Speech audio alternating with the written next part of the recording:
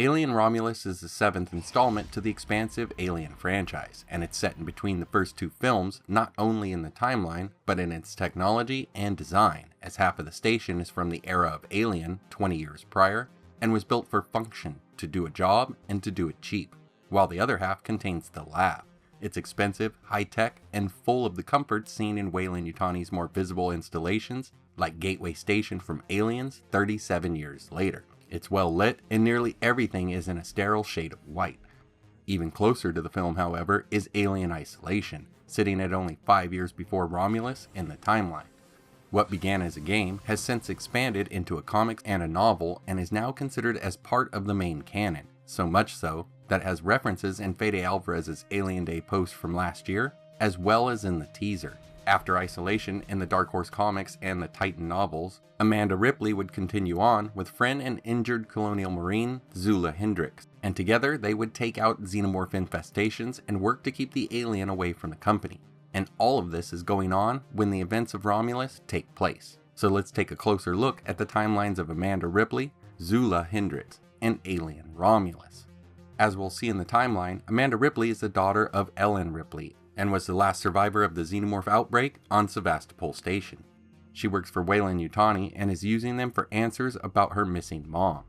Zula Hendricks is a colonial marine who's seriously injured in her first taste of action. She would end up meeting Amanda, and the two would eventually team up along with Davis, a rogue synthetic who had decided that the only way to keep humanity safe from the aliens was to deny their access to Weyland Yutani. And here is how they coincide with Romulus in the timeline. It all begins in 2095, with construction on the Sevastopol station, in the Zeta Reticuli sector. It would be operational by 2105, but its builders were not in it for the long haul, and would have trouble finding a company to purchase and actually run it. This, along with the eventual rerouting of the Sol Thetis flight path, would put Sevastopol at risk of closure. 17 years later, in 2122, the Nostromo crew would set down on LV-426 to investigate an alien beacon, where Executive Officer Kane would become infected and allowed back on board against Ripley's command by Science Officer Ash, an android working for the company. The resulting xenomorph would kill the crew off until the lone survivor, Ellen Ripley, blew the damn thing out of the airlock, where it was presumed to be dead. In 2124, Sevastopol Station is finally given steady ownership when it is purchased by Seegson, who hopes to revitalize and profit from it by turning it into a cosmopolitan hub, in what is considered to be an attempt to compete with Weyland Yutani's colonization and terraforming. 2136. Even after a decade of successful operation, Seegson and Sevastopol have failed to compete with Weyland Yutani's massive growth potential, and the future of the station becomes unsure. And a year later, in 2137, the station is decommissioned and put up for sale. That same year, however, the Anisadora would find the flight recorder for the Nostromo and follow its flight data to LV-426 and eventually to the derelict itself. In an attempt to salvage the alien vessel, the crew would enter the ship and disable its beacon, giving us an answer as to why the beacon could not be found at the time of Aliens. Marlowe's crew would then discover the space jockey and the cavernous room below holding the alien ovomorphs, where his wife was unfortunately infested. In a panic, he would take her to Sevastopol for help, causing the breakout on the station. Which leads us to Amanda Ripley, who in the search for her mother, has been led to Sevastopol Station for the events of Isolation, where an alien from the same group of ovomorphs that spawned from Kane creates an outbreak that leads to a massive xenomorph nest. Once knowledge of the alien gets out, Weyland Yutani would buy the station and use its androids in an attempt to take it over, but it is destroyed when an explosion causes it to enter the atmosphere of KG-348, where it burns up entirely with Amanda Ripley as its lone survivor. Later in that same year, Amanda is now trapped on the Mendel station for the events of Alien Blackout, where she has to hide in the vents during a xenomorph outbreak. While trying to find a way out, the Halden is forced to dock after sustaining damage, and Amanda would then guide the crew, which includes Naoko Yutani, a relative of the company's founder, to safety by rerouting power before the blackout takes place. And once more, still in the year 2137, we have Aliens Defiance, where Zula Hendricks, a private in the Colonial Marines, would suffer horrible back injuries from a series of explosions during her first deployment. While receiving treatment, she befriends Amanda Ripley, and later that year, she would lead a team of Weyland synthetics to board the Europa, a Seegson vessel whose crew has all been killed off by a nest of aliens. Zula is hurt in the encounter and is placed into hypersleep to be awoken in January of 2138 at LV 4440, a Seegson station overrun by a xenomorph hive that Zula and Davis are then able to destroy.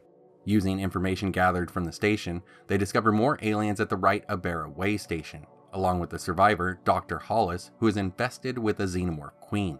Somehow, she manages to remove it herself, but she is killed off by the company on purpose during a surgery to search for any xenomatter left behind, while Zula is discharged from the Colonial Marines. A year later, in 2139, we have Alien Prototype, where Zula has now taken a job as a trainer of security personnel on Jericho 3, a testing facility owned by Venture, a rival to Weyland Yutani. A spy for the company would attain a xenomorph ovomorph, and it would infect a diseased host, resulting in the Necrosis alien, which Zula and her new team eventually kill, though another ovomorph is found months later. Which brings us to Aliens Resistance in 2140, where Amanda and Zula team up and then travel to a company black site, which they destroy, forcing them onto the moon's surface below. From the wreckage of another ship, they are able to rescue Alec Brand, a prisoner of company experiments who can help them in their crusade against the wrongdoings of the company. 2 years later, in 2142, we finally get to Alien Romulus. Fede Alvarez has already said that there will be a ton of references to other films of the franchise. But now I hope that we'll see more callbacks to Isolation as well, and maybe even a mention of Amanda, Zula, or Davis. We already have the emergency phones from the Alien Day image, the waitlist scene in the teaser, and these cryotubes that look a lot like the ones in concept art from Isolation. 3 years out from Romulus in 2145, we have Aliens Rescue, where now Colonial Marine Alec Brand joins Amanda and Zula at the company black site where the two found him. The moon is breaking up and xenomaterial has been falling to the planet below. Upon exploration, the team discovers an underground nest with 3 queens, which they bury in a collapse to both trap and keep from the company. Presumably, Amanda Ripley dies from cancer in 2178, and only 1 year later, in 2179, her mother Ellen will be rescued from the Narcissus shuttle, where she will learn of Amanda's passing from Burke and continue on through the events on LV-426 and Fury 161. However, we later learn in the novel Alien Colony War from her husband that he believes that Amanda's death was a cover story, and that she has been placed into cryo until a cure for her cancer is found.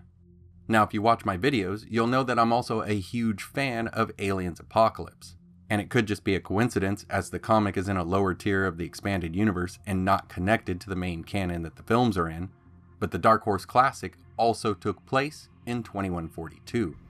So while the events of Alien Romulus unfold, Amanda Ripley is out there searching for the truth about the Nostromo mission, and along with Zula and Davis are taking it to the company and destroying any aliens that they can find. From what I've read and watched, it definitely looks like Fede is a big fan of the entire franchise, so I can't wait to see all of the Easter eggs and tie-ins in the film.